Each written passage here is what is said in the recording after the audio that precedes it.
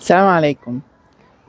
فيديو صباحي هنتكلم عنه بشكل سريع جدا عن موضوع أو نمط أو نوع من الناس. الحقيقة بقى بيجيلي منهم استشارات كتيرة قوي، وحسيت إن أنا محتاجة النهاردة أقدم لهم رسالة.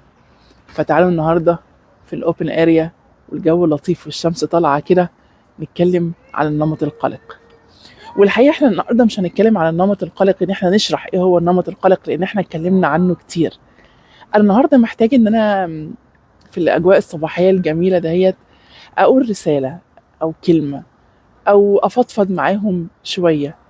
مفيش حد فينا مش قلقان، مفيش حد فينا ممرش كلاوت ولا بلمحة بسيطة عن النمط القلق. فمفيش حد فينا مش حاسس يعني ايه تبقى قلقان في قلب علاقة. وده اللي انا جاية النهاردة اكلمكم عنه. هم مين اصلا النمط القلق؟ النمط القلق هم ناس عندهم ثقة في نفسهم كويس جدا، لان طالع عليهم اشاعات ان هم ما عندهمش ثقة في نفسهم وان هم مش ناجحين. بالعكس، هم عندهم ثقة في نفسهم عالية جدا، ناجحين جدا في شغلهم، عارفين يعملوا علاقات كتيرة جدا. لكن هم اتربوا تربية فيها غلط للأسف. اتربوا تربية فيها قسوة. مش قسوة معناها ان هم كانوا بيتضربوا او اهلهم كانوا وحشين معاهم او اشرار، لا لا لا خالص. قسوة للنجاح، قسوة للمثالية، قسوة للبرفكشن. فدايما كانوا حاسين ان هم مش كفاية بالقدر الكافي عشان خاطر يوصلوا للمرحلة المثالية اللي الأهل عايزينها منهم.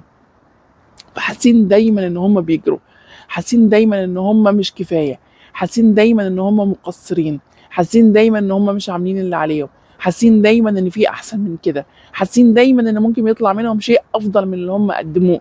فحاسين دايما ان هم مش كفاية. للاسف ده بيفرق معاهم جدا في شغلهم.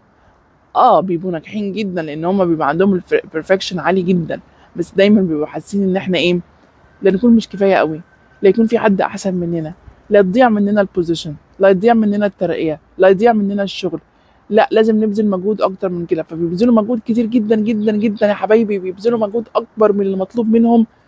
فده طبعا بيخليهم ناجحين جدا في شغلهم، بس بيخليهم تعبانين جدا ومستهلكين ومستنزفين، لان هم بيعملوا مجهود اكبر من اللي مطلوب منهم. لاحساسهم اللي لا يجي علينا اي نقد او حد يلومنا او حد يقول لنا انتوا مقصرين، لان هم عندهم مشكله مع احساس التقصير، عندهم مشكله كبيره مع احساس ان احنا نكون مقصرين او حد يكون شايفنا مش كفايه. وبيكونوا ناجحين في حياتهم زي ما بنقول، بيكونوا ناجحين في حياتهم وبيكونوا مميزين جدا جدا.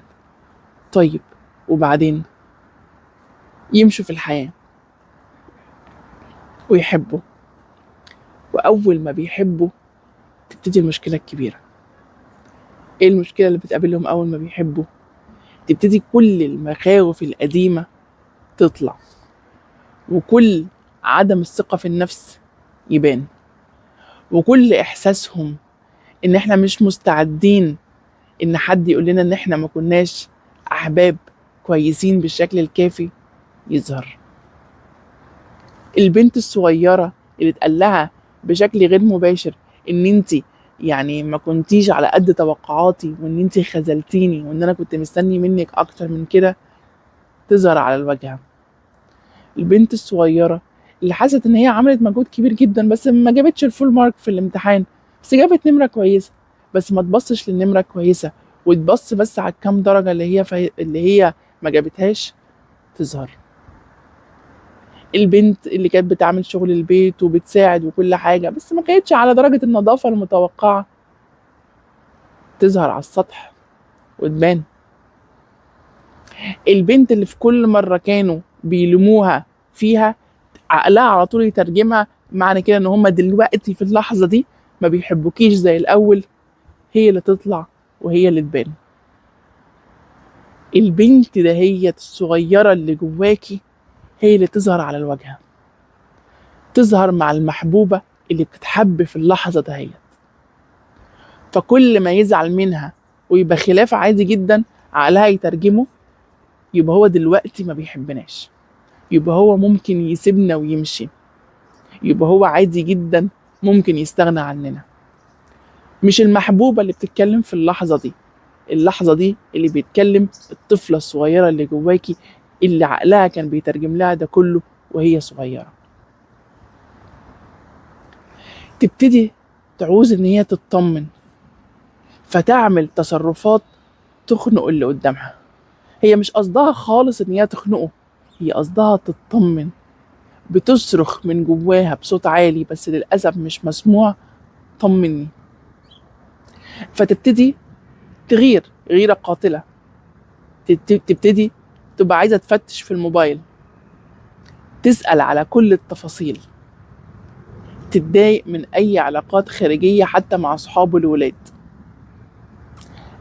أي تجاهل يبقى بالنسبة لها رسالة بعدم حب وتهديد، بيهدد إن أنا ممكن في أي لحظة أمشي وأسيبك. فتبتدي تعمل تصرفات مش محسوبة، تصرفات تخنق اللي قدامها.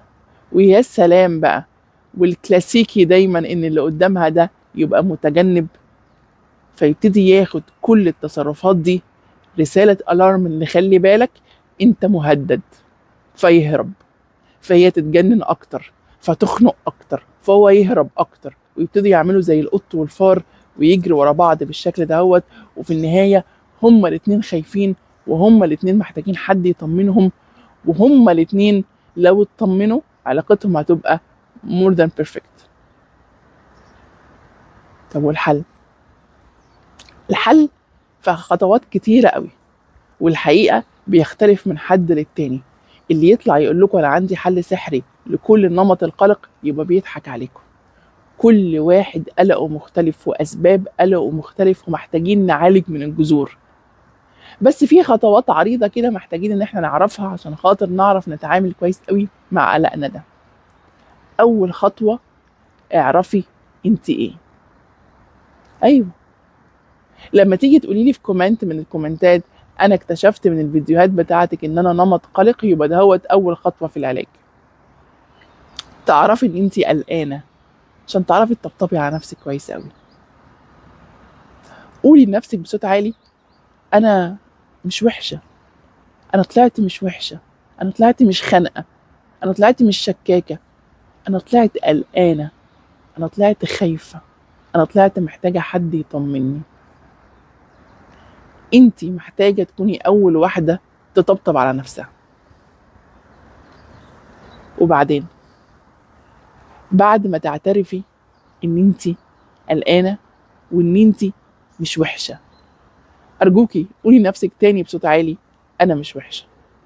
انتي محتاجه تسمعي بصوت عالي ان انتي مش وحشه، ومحتاجه تسمعيها من نفسك قبل ما تسمعيها من اي حد تاني. بعد ما اكتشفتي ان انتي مش وحشه، اسالي نفسك: انا قلقانه من ايه؟ ايه اكبر مخاوفي؟ قلقانه لا يمشي ويسيبني. طب هو هيمشي ويسيبني علشان ايه؟ ايه اللي حصل في علاقتنا هيخليه يمشي ويسيبني؟ واكتبي وابتدي حدديهم كبوينتس كده. ايه اللي حصل في علاقتكم هيخليه يمشي ويسيبك؟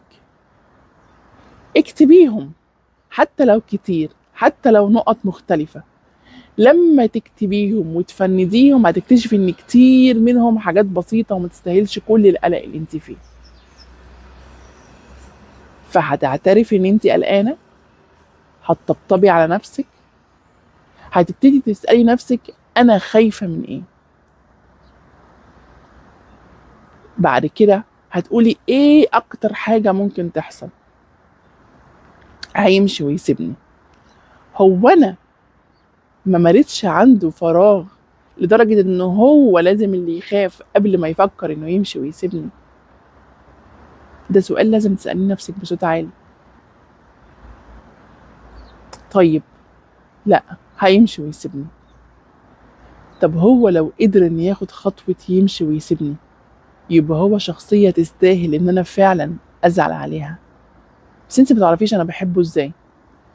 انا جاي اكلمك عن حياة وجواز واستمرار وولاد وعجز ومرض ومواقف صعبة وابتلاءات هتعيشوا مع بعض فيها لو هو من الأول ما كانش كفاية إن يكون معاكي ويسندك، يبقى بعده أحسن. بس أنا بحبه، أنا عارفة، مستوعبة جدا ومقدرة لإحساسك بوجوده بالأمان قبل إحساس الحب كمان. بس أنا بقولك على سنين كتيرة جاية ومستقبل. لو هو مش قادر يستحملك دلوقتي، هيستحملك ازاي لما تكبري وتعجزي وتبقي مليانة أمراض ومحتاجة تسندي عليه؟ لو هو مش قادر يستحملك دلوقتي، هيستحمل ازاي ابتلاءات كتيرة هتعيشوها مع بعض؟ خليني كده اعمل لكم كده عشان خاطر حسن الشمس. هيستحمل ازاي ابتلاءات كتيرة هتعيشوها مع بعض، وأوقات كتيرة محتاجين تكونوا فيها سند لبعض؟ طيب أنا محتاجة أعمل إيه؟ محتاجة أكون واثقة في نفسي أكتر من كده، محتاجة أفكر في نجاحات كتيرة قوي أنا عملتها في حياتي، وفي مواقف كتيرة صعبة عرفت إن أنا أعديها. محتاجة أسامح أبويا وأمي، حتى لو هم أحسن ناس في الوجود، بس محتاجة أسامحهم لأن هم طلعوني الشخصية القلقانة دهيت. محتاجة أسامحهم على مواقف كتيرة جدا كنت طفلة فيها وما فهمتهاش صح وترجمتها غلط، وده أثر على حالتي بشكل كبير.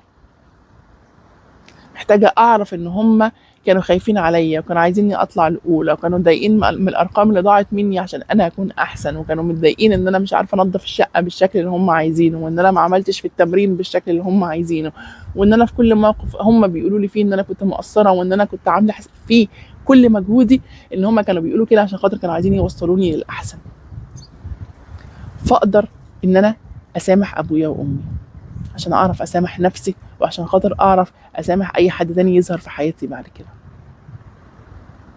ده مهم جدا، مهم جدا.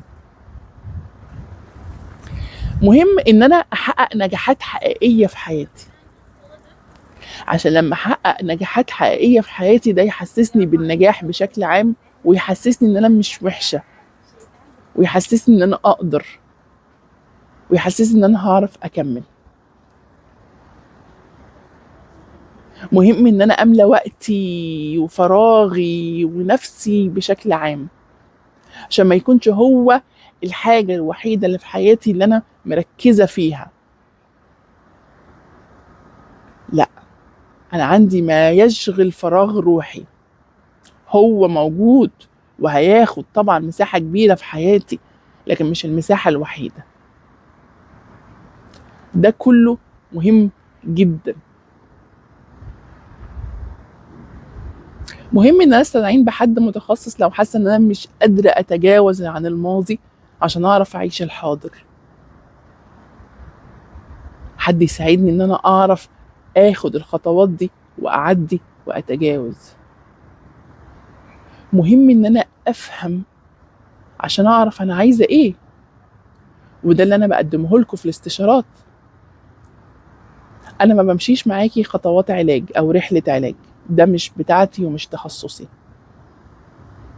انا بفهمك نفسك انت ايه، بفتح لك خريطه روحك،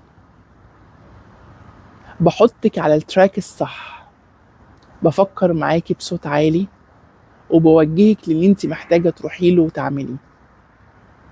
باخد معاكي عن طريق انت، مش انا اللي باخدهولك، قرارات كتيره المفروض ان انت تاخديها، وده اللي احنا بنعمله في الاستشارات.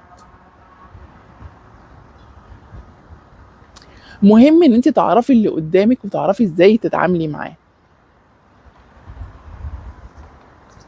مهم ان انت تعرفي اللي قدامك وتعرفي ازاي تتعاملي معاه. ده مهم جدا، عشان لما تعرفي نفسك وتعرفي اللي قدامك هيبقى معاكي زمام الامور، ويبقى معاكي خريطة كاملة للتعامل. مهم ان انت تكوني رحيمة بنفسك. لو انت ما رحمتيش نفسك، انت زي مستنية اللي غيري يرحموكي، اذا كنتي انت نفسك مش رحيمة على نفسك. احنا يا جماعة قاسيين جدا على نفسنا ومستنيين الرحمة تجينا من اللي حوالينا. اذا كنا احنا مش رحماء بنفسنا هنرحم ازاي اللي حوالينا؟ واذا كنا احنا مش رحماء بأبنائنا هنستنى ازاي العالم يبقى رحيم بيهم؟ بس انا عيوني لولادي، بس انت مطلعاهم نمط قلق من كتر الطلبات الكتيرة اللي انت عمالة تطلبيها منهم، وفي يوم من الايام مش هيسامحوك وهيسمعوا فيديو زي ده لحد يجي يطلب منهم ان هم يسامحوا ابوهم وامهم على الشكل اللي هم طلعوهم بيه. احنا مستنيين اعتذار من الاخر، واحنا اصلا ما قدمناش اول اعتذار احنا محتاجينه من نفسنا. سامحي نفسك، سامحيها، كوني رحيمة بيها، اشفقي عليها، خدي بايديها عشان تعرفي تعدي البر الامان. لان انتي لو ما اشفقتيش على نفسك ما تستنيش ان، زي ما قلت لكم، فيديو النهارده رسالة طبطبة كنت محتاجة اسمعها بصوت عالي لكل حد بيتعامل معايا وبيبعت لي رسايل بيشتكي لي، لكل حد ممكن ما نكونش تواصلنا مع بعض بس بيسمعني في الفيديوهات.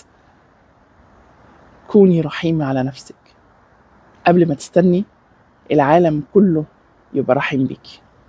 اتمنى لو الفيديو كان عجبكم ان انتوا ما تبخلوش عليا بلايك وكومنت، لان ده بيفرق جدا في انتشار القناة.